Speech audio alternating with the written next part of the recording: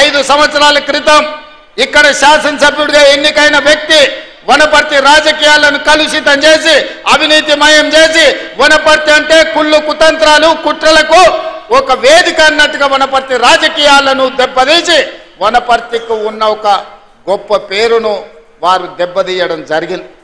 ఆనాటి రాజా రామేశ్వరరావు గారైనా లేదా జైపాల్ రెడ్డి గారైనా లేదా మల్లికార్జున్ గౌడ్ గారైనా వీళ్ళందరూ ఈ ప్రాంత పార్లమెంటు సభ్యులుగా గల్లీ నుంచి ఢిల్లీ వరకు పెద్దలు జితేందర్ రెడ్డి గారైనా మన పాలమూరు జిల్లా నుంచి పార్లమెంటు సభ్యులుగా మనకు ఒక మంచి పేరు తీసుకొచ్చే ప్రయత్నం చేశారు.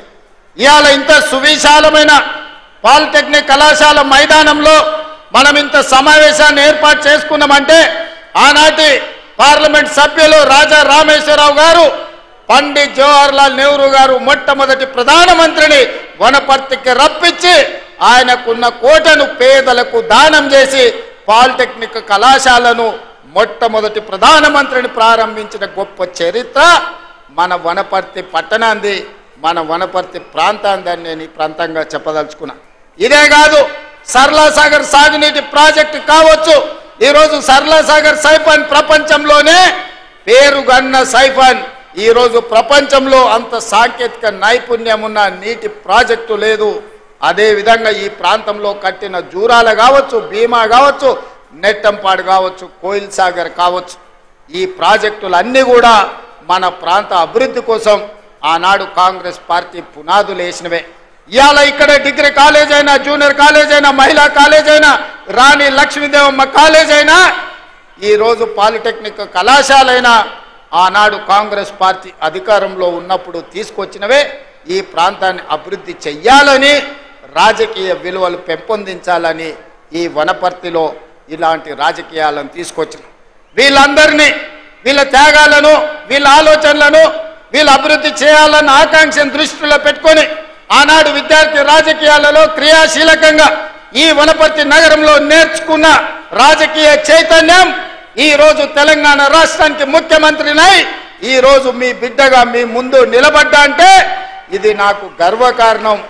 నిజంగా నాకు చాలా సంతోషాన్ని ఇచ్చే సందర్భం.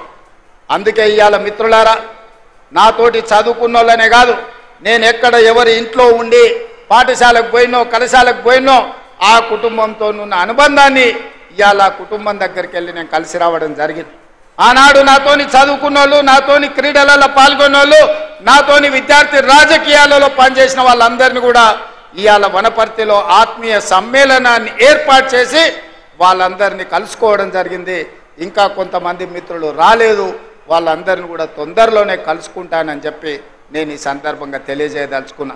ఇవాళ ఈ వనపర్తిలో దాదాపుగా మా మిత్రుడు బట్టి విక్రమార్క గారి సహకారంతో మా ఎమ్మెల్యే గారు, మా ఎంపీ గారు పట్టుబట్టి 1000 కోట్ల రూపాయలతో ఈరోజు ప్రాజెక్టులను, అభివృద్ధి పనులను ప్రారంభించుకోవడమే కాదు, మా స్వయం సహాయక సంఘాలు, మా ఆడబిడ్డలకు ఈరోజు మా సీతక్క, మా చీఫ్ సెక్రటరీ గారు దాదాపుగా సంఘాలకు 1000 కోట్ల రూపాయల నిధులను ఇవాళ ఆడబిడ్డల అభివృద్ధి కోసం విడుదల ఈ వనపర్తి నగరం నుంచే మనం చేసుకోవడం జరిగింది. ఇదే కాదు, ఈరోజు చిన్నారెడ్డి గారు కాసిం నగర్ ఎత్తిపోతల పథకాన్ని వారు అడగడం జరిగింది. తిరుమలాపాలెం వాళ్ళ సొంత ఊరు కాసిం నగర్, ఈ ప్రాంతంలో 4000 ఎకరాలకు నీళ్లు రావాలంటే కాసిం నగర్ ఎత్తిపోతల పథకం ఇస్తే బాగుంటుంది అని పెద్దలు చిన్నారెడ్డి గారు అడగడమే కాదు, ఆ ప్రాజెక్టుకు మాధవరెడ్డి గారు, డాక్టర్ మాధవరెడ్డి గారు పేరు పెట్టాలని ఆనాడు ఎవరు ఉస్మానియా, ఆనాడు ఎవరు నిమ్స్ ఆసుపత్రికి పోయినా, మన వనపర్తే కాదు మన మహబూబ్ నగర్ జిల్లా నుంచి ఎవరు వెళ్ళినా వాళ్ళకు ప్రత్యేకమైన వైద్యాన్ని చేయించి ₹1 కూడా ఖర్చు లేకుండా డాక్టర్ జిల్లెళ్ళ మాధవరెడ్డి గారు బ్రతుకున్నంత కాలం ఆఖరి శ్వాస వరకు వారి ప్రాంత పేదలకు వైద్య సేవలను అందించండు, వారికి సహకారం అందించండు. తప్పకుండా డాక్టర్ చిన్నారెడ్డి గారు అడిగిన కాసిం నగర్ ఎత్తిపోతల పథకాన్ని మా ప్రభుత్వం మంజూరు చేస్తుంది. 4000 ఎకరాలకు నీళ్లు ఇవ్వడమే కాదు, డాక్టర్ మాధవరెడ్డి గారి పేరు పెట్టి వారు శాశ్వతంగా వారి సేవలను ఈరోజు గుర్తు చేసుకునే విధంగా పెట్టుకుంటాం.